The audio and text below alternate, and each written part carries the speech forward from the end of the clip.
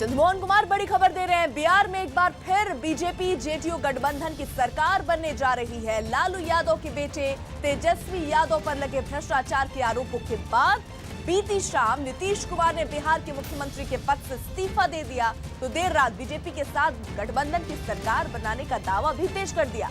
पहले खबर आ रही थी कि नीतीश कुमार का शपथ ग्रहण आज शाम 5 बजे होगा, लेकिन जिस वक्त नीतीश कुमार जेडीयू और बीजेपी के विधायकों के साथ राजभवन में राज्यपाल से मुलाकात कर रहे थे, उसी वक्त ये खबर आई कि अब नीतीश कुमार का शपथ ग्रहण सुबह 10 बजे होगा। और इस खबर ने बिहार के कई नेताओं की नींद उड़ा दी। नीतीश कुमार तो अपने काफिले के साथ वहां से रवाना हो गए, लेकिन तेजस्वी यादव अपने समर्थकों के साथ पैदल ही राजभवन पहुंच गए और आधी रात को राज्यपाल से मुलाकात की। आरजेडी ने दावा किया कि बिहार में सबसे बड़ी पार्टी उनकी है, इसलिए उन्हें सरकार बनाने के लिए बुलाया जाना चाहिए, लेकिन राज्यपाल ने उनकी इस दलील को नकार दिया। चंद्रमोहन, आखिरकार इसके पीछे वजह क्या देखी जाए? जो कार्यक्रम 5 बजे होना था उसे प्रीपोन करके 10 बजे क्यों कराया गया? देखिए, साफ तौर पर इस मुद्दे को लेकर आरजेडी का और खासकर से तेजस्वी का आरोप ये है कि नीतीश कुमार पहले वक्त शाम 5 बजे का रखे थे शपथ ग्रहण समारोह, लेकिन उन लोगों को ये लग रहा था कि 11 बजे तेजस्वी को जाना है राज्यपाल से मिलने के लिए, और उसके बाद जिस तरह से आनंद फानंद में यह पूरा वक्त तय हुआ और उसके बाद बीजेपी का सपोर्ट मिला, इसको लेकर सवाल खड़े हो रहे थे। तो साफ तौर पर आरजेडी का यह आरोप है कि नीतीश कुमार पहले से स्क्रिप्टेड सारा काम किए हुए थे और अभी जैसे ही मौका आया वो बीजेपी के साथ हो लिए, जो आरजेडी के नेता और कार्यकर्ता होने नहीं देंगे। और 11 बजे तेजस्वी को मिलने जाना था राज्यपाल से, इसीलिए पहले ही तेजस्वी जब तक मिलने जाए राज्यपाल से, उसके पहले ही नीतीश कुमार का शपथ ग्रहण कार्यक्रम रख लिया गया। चंद्रमोहन, जो कार्यक्रम तय था तेजस्वी का 11 बजे राजभवन जाने का, क्या वो अभी भी वैसा ही है या कोई परिवर्तन? बिल्कुल, देखिए, कल देर रात तेजस्वी गए राजभवन, राज्यपाल से मिले, अपना ज्ञापन दिए और उनका सीधे तौर पर आरोप है कि नीतीश कुमार ने जो इस्तीफा दिया है और उसके बाद बीजेपी का सहारा लिया है, यह उन्होंने ठीक नहीं किया है और यह पहले से सब कुछ स्क्रिप्टेड था। नीतीश कुमार को ने यह मन बना लिया था कि उनको गठबंधन तोड़ना है और बीजेपी का सपोर्ट लेके फिर आगे बढ़ना है बिहार सरकार को लेकर। तो ये इसी को लेकर तेजस्वी को मिलने जाना था, लेकिन कल देर रात तेजस्वी मिल लिए हैं राज्यपाल से, और उसके बाद आगे क्या होता है यह राज्यपाल के अपने विवेक पर निर्भर करता है। चंद्रमोहन, आप रात से ही कवर कर रहे हैं पूरी स्टोरी को और जिस तरीके से आप नजर बनाए हुए हैं, अब क्या लग रहा है बिहार की राजनीति में आरजेडी अब कौन से ऐसे पैतरे हैं जिसको अपना सकती है और फिर से कुछ वापसी करने की उम्मीद? बिल्कुल, देखिए, लालू यादव जब कल रात में देर रात प्रेस कॉन्फ्रेंस की, उस समय भी उन्होंने नया फॉर्मूला दिया था कि नहीं नीतीश और नहीं तेजस्वी, कोई नया आदमी विधायक दल का नेता चुना जाएगा, जेडीयू साथ है। इसमें लालू यादव ने एक नई पहल की थी, लेकिन जो सामने दिख रहा है वो साफ तौर पर दिखाता है कि बीजेपी और जेडीयू को अब कुछ नहीं होना है और ना ही किसी तरह की परेशानी उनको होनी है, क्योंकि जैसे ही नीतीश कुमार ने इस्तीफा दिया कुछ देर बाद बीजेपी की बैठक हुई और सुशील कुमार मोदी ने यह ऐलान किया, यह आरजेडी को छोड़कर अब नीतीश कुमार को बीजेपी साथ सहारा देगी और उनको पूर्ण बहुमत साबित करने के लिए बीजेपी उनके साथ तैयार है। नीतीश कुमार को उन लोगों ने नेता मान लिया, जिसको लेकर ये तस्वीर तो बिल्कुल साफ हो गई है कि नीतीश कुमार और अब वापस से वो घर वापसी उनकी हो गई है, ये तस्वीर तो बिल्कुल साफ है। लेकिन आरजेडी के पास अब ऑप्शन क्या है? क्योंकि कल ही रात में हमने देखा 2:30 बजे जिस तरीके से तेजस्वी और तेज प्रताप वहां पर पहुंचे थे, तो आज रणनीति क्या कुछ बदलेगी? आज क्या 10 बजे के पहले आरजेडी का कोई मूव होगा? बिल्कुल, देखिए, कल रात में ही आरजेडी के कार्यकर्ता जो तेजस्वी के साथ राजभवन पहुंचे थे, जो कुछ नेता, वरिष्ठ नेता भी आरजेडी के मौजूद थे तेजस्वी के साथ।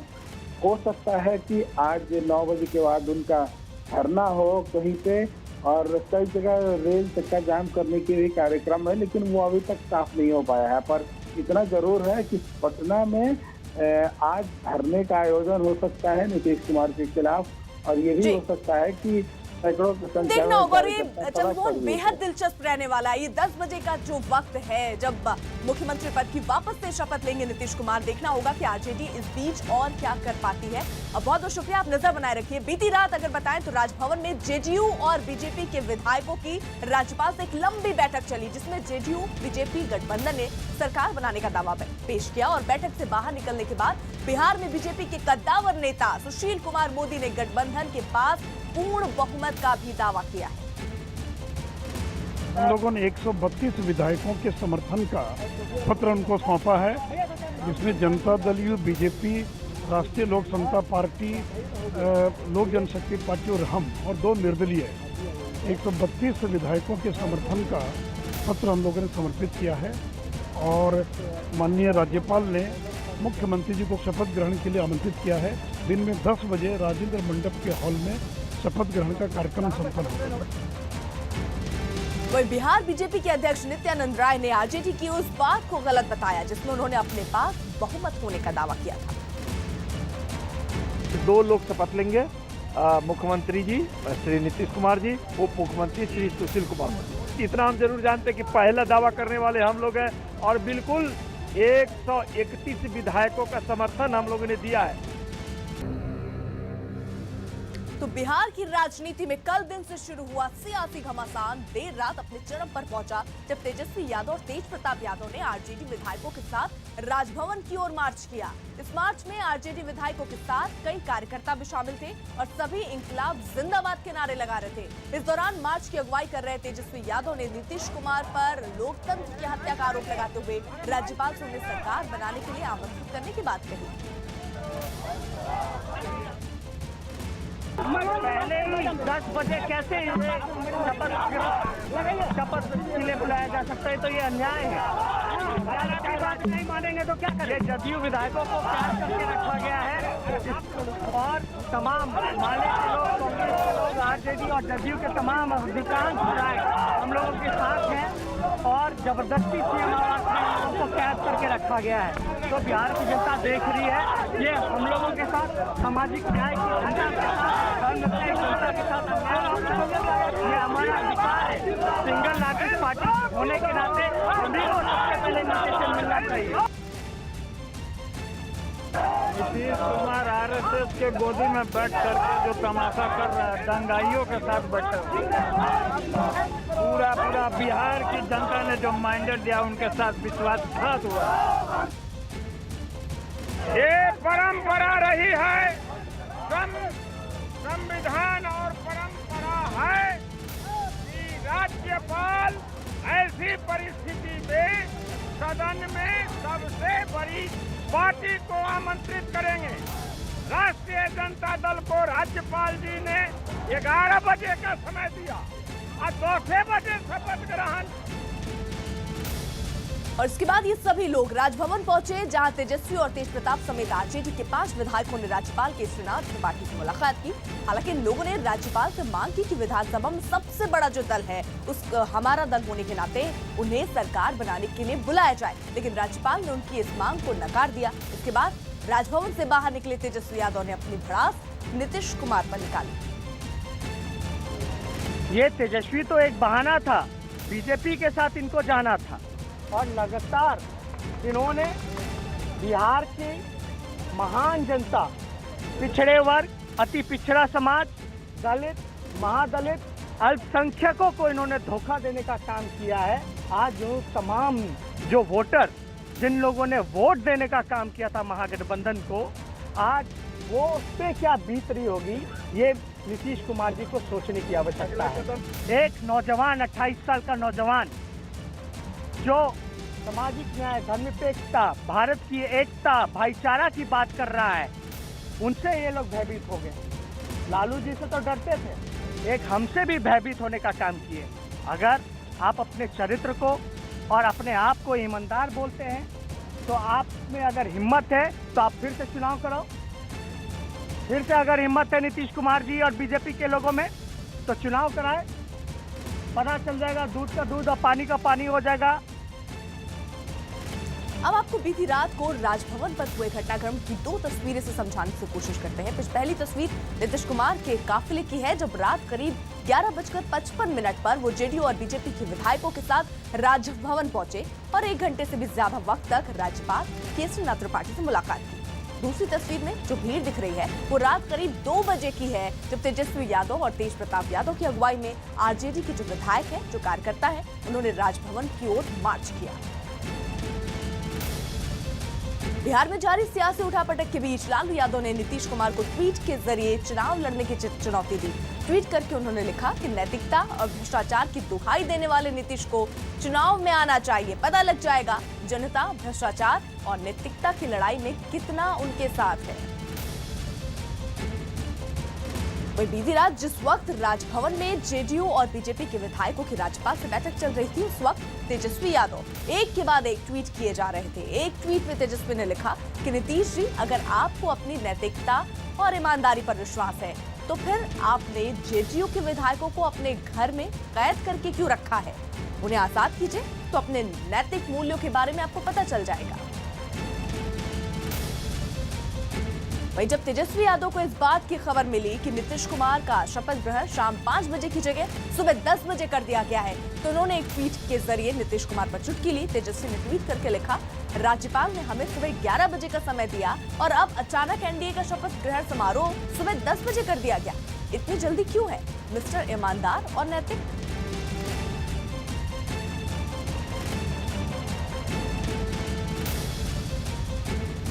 तो नए बन रहे सियासी समीकरणों के बीच जेडीयू प्रवक्ता अजय आलोक ने न्यूज 18 इंडिया से बातचीत में कहा कि आरजेडी के साथ हमारा गठबंधन नेचुरल नहीं था। बीजेपी को हम बीते 3 साल से देख रहे हैं, उसका रुख सांप्रदायिक नहीं रहा।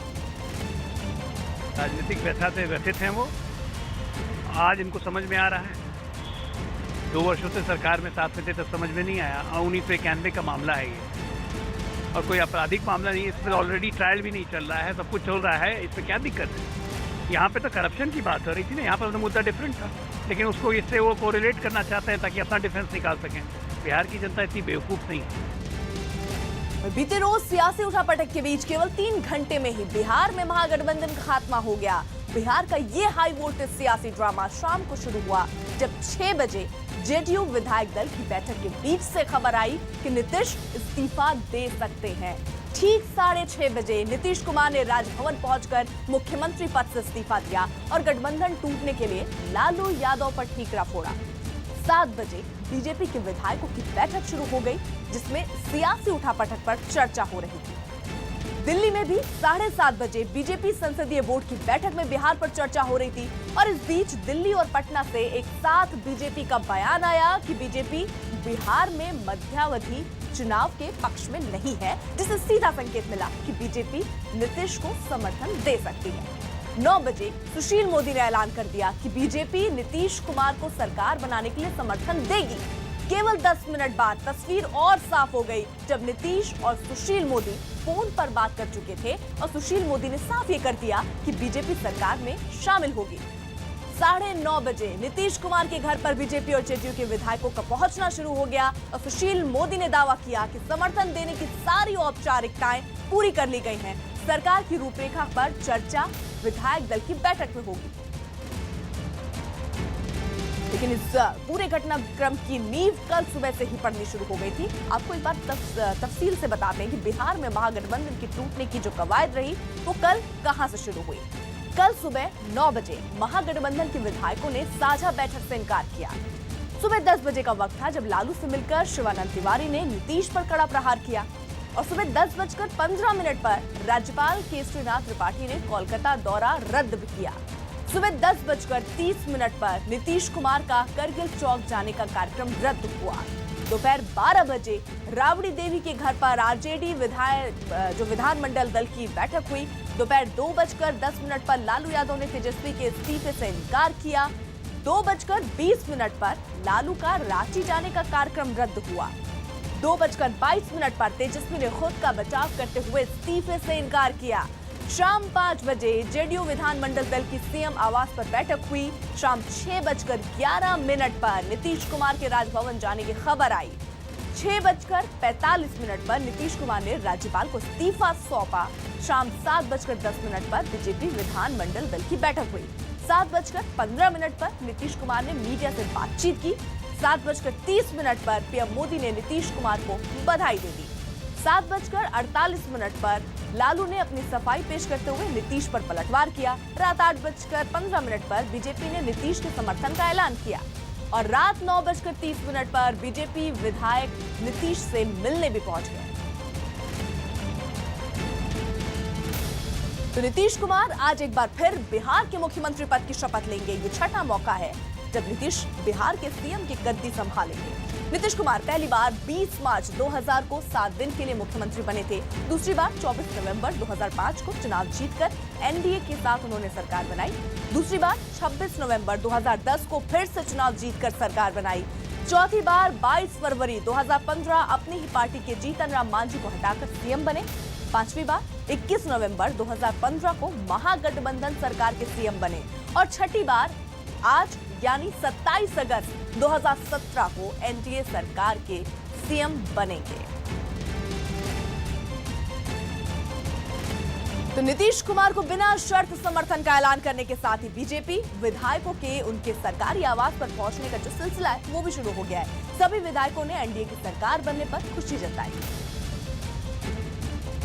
अभी सारे एनडीए के विधायक एक मार्ग पहुंच रहे हैं। नीतीश कुमार को नेता निर्वाचित किया जाएगा और हमारे प्रदेश अध्यक्ष ने राजभवन समर्थन का पत्र भेज दिया। बिहार को जो नजर लगी थी, किसी की कुदृष्टि लगी थी, वो दूर हो गया। बिहार के अच्छे दिन आ गए। बिहार के हित में हम लोगों ने नीतीश जी को दोबारा मौका दिया है। एनडीए का पुराना स्वरूप फिर से कायम रहेगा। भारतीय जनता पार्टी सरकार में शामिल होगी। भारतीय जनता पार्टी का पूरा समर्थन नीतीश जी के नेतृत्व को है।